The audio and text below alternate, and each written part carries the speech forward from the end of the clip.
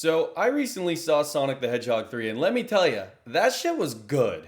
Remember the days when you would see the announcement for a video game movie and you just knew that it would be ass by default? Well, that may still be true for the most part, but that is not the case for Sonic the Hedgehog. When the first trailer for the first movie in the series came out years ago, we were all reasonably sussed out by the eldritch horror that was Sonic's look back then. I mean, fuck. But not only did they change him to make him look really good, the movie itself was really good too. This pattern continues into Sonic the Hedgehog 3. And what I want to talk about today is why.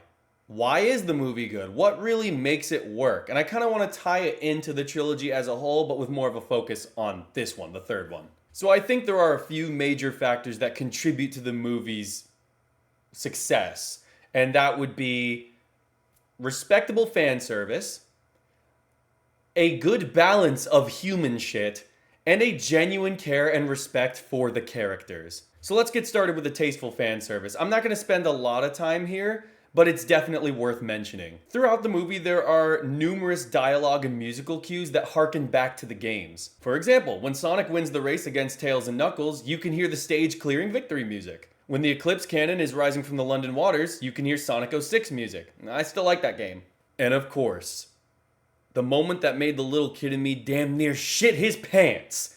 Sonic and Shadow working together to the tune of Crush 40's Live and Learn. So yeah, those are some of my favorite examples, but what about the human shit? It's no secret that the human bullshit was the thing dragging Sonic the Hedgehog 2 down. The first movie obviously needed to introduce Sonic to Earth and ground it in some form of reality to contrast Sonic's more fantastical qualities, so it more prominently featured Tom, played by James Marsden, and his wife Maddie, played by Tika Sumpter. That all made sense, it was necessary, and I enjoyed the dynamic between Sonic and Tom. But in the second movie, damn bro, that shit got downright brutal to watch sometimes. Every time the movie was about Sonic and Tails versus Knuckles and Eggman, golden.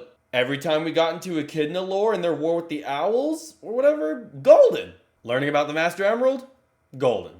But having to endure Rachel's wedding, bro?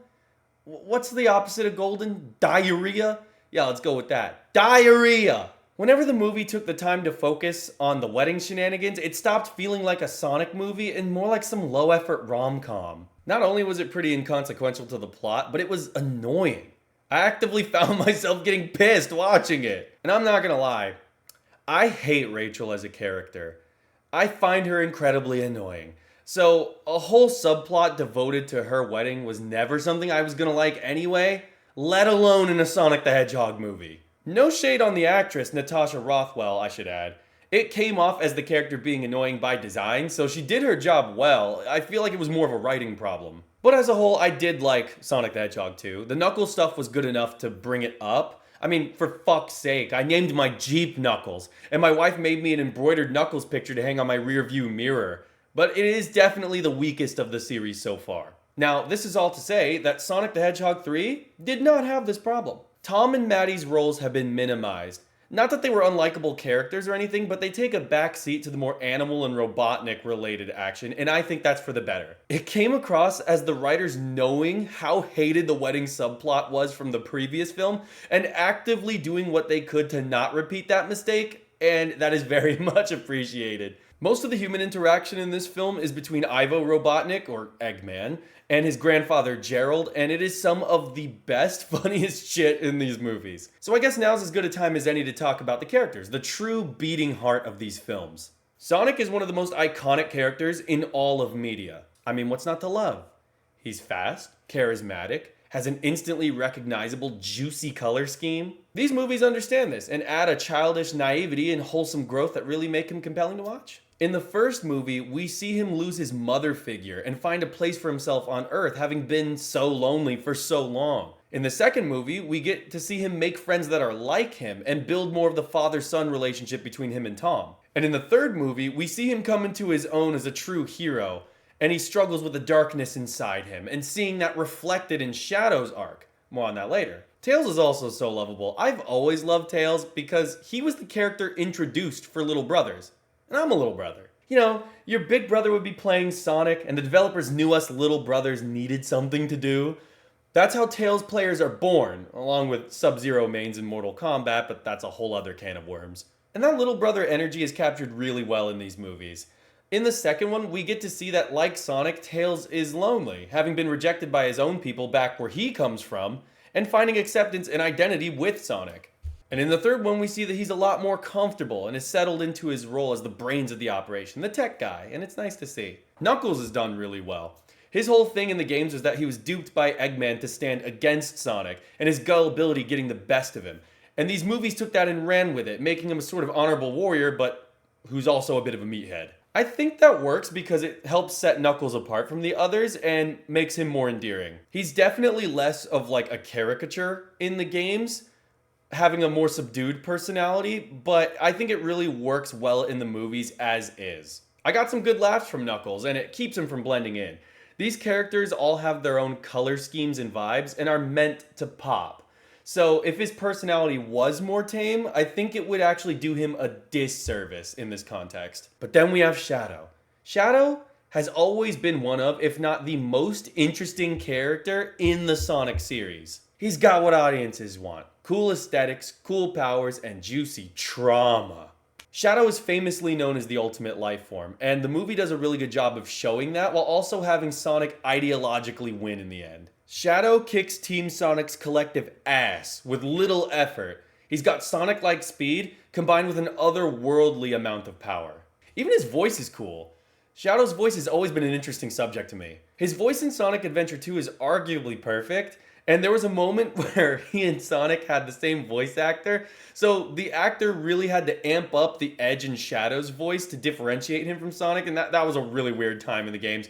But Keanu Reeves was just an obviously good choice for the movies. That casting choice was just one of those things where the second it was announced, you're just like, oh yeah, that'll do.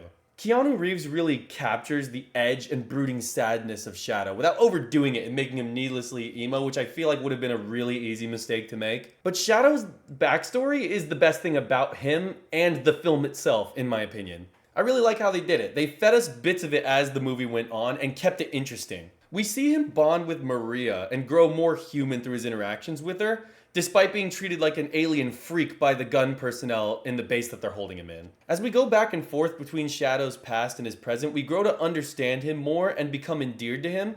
So when Maria inevitably dies, we genuinely feel bad for Shadow and we understand how he became the way that he is. It was done well in the games and is done well here. There's also another aspect of Shadow that I want to talk about that I didn't hear any of my friends talk about, and maybe some of you out there would be interested in. I got the feeling that he wanted to be punished. Like he had these horrifically lofty ambitions of making humanity pay for what they did to Maria, but I think he also knew that what he was doing was wrong and that he deserved to be punished for it, and the levels of self-hatred that came with all of that. Like in his final fight with Sonic, they both harnessed the power of the Master Emerald. Now let's look at the levels of power that have been established so far. Upon their first meeting, Shadow effortlessly mopped the floor with not only Sonic, but both of his friends at the same time.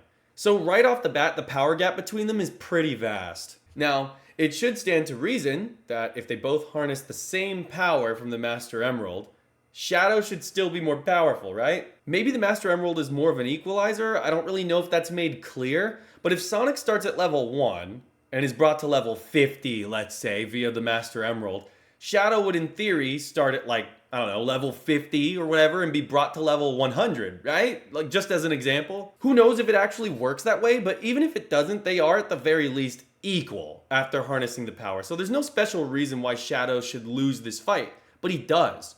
Why?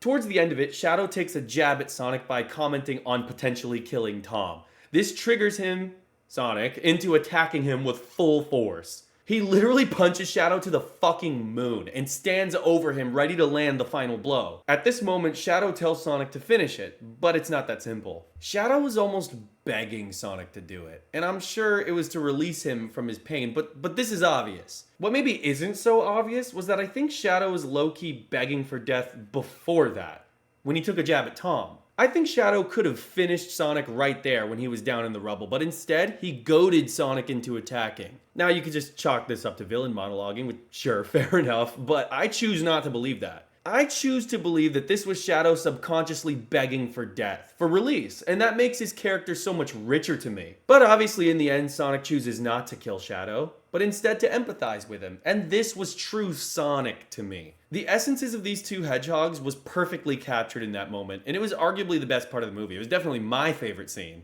Sonic chose to be a hero, and this act inspired Shadow to change, letting him fully understand Maria's final words to him. The light shines even though the star is gone. Shit was beautiful, man, and I really enjoyed it. And in the end, Shadow made the ultimate sacrifice to save the world from the Eclipse cannon, when even Sonic himself was out for the count and unable to do so. Of course, he didn't actually die, but the intention was there. And I really like how they did this compared to Sonic Adventure 2. In that game, when Sonic and Shadow successfully stop it, Shadow, I guess, overexerts himself and loses his superpower up and falls to Earth, dying a hero. And make no mistake, the original intention was for Shadow to die there. The only reason they brought him back with amnesia was because he just got so popular. But this never really sat right with me. Sonic and Shadow both did the same thing, but only Shadow loses his power up and falls to Earth? Why not Sonic? It just seemed arbitrary and like they just wanted us to cry. The movie honestly does this way better. It's Sonic this time that falls unconscious, which makes sense because he's not the ultimate life form. He's just a normal, super powerful god of speed.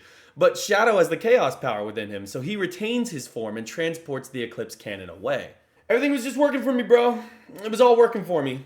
All this glazing of Shadow I've been doing, I have not forgotten about Robotnik. Jim Carrey is absolutely perfect in this role, and has been since the first one, which is not a casting choice I would have considered before I saw it. In the first one, he is the god of drip, and is unrecognizable as the iconic villain we all know and love. But at the end of the film, we get to see him with the bald head and crazy mustache.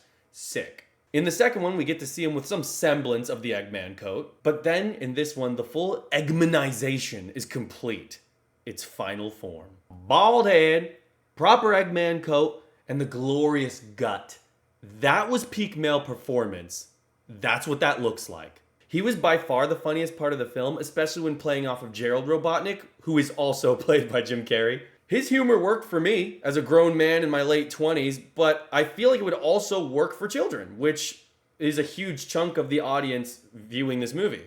And it was really satisfying to finally see him acknowledge his lackey, Agent Stone, as his friend, and then make a actual heroic sacrifice at the end. Now, whether or not he's actually dead, I suppose that remains to be seen. I didn't see a body, so I'm not ready to believe that he's dead just yet. But with all these characters, the movie displayed genuine care for the source material. It was clear that the writers, producers, people in charge of decision making really wanted to make a good movie that fans of the games, the comics, and just movies in general could like. And they balanced those expectations really well, and I'm really excited to see where they go next, because so far they haven't made a bad film, to me. And even in the end credits, they introduced Metal Sonic and Amy, and they've given me no reason to believe that they wouldn't do these characters justice. And while this movie is more of a Sonic Adventure 2 inspired outing, maybe the next one will be more Sonic CD inspired. But whatever happens, I'm in.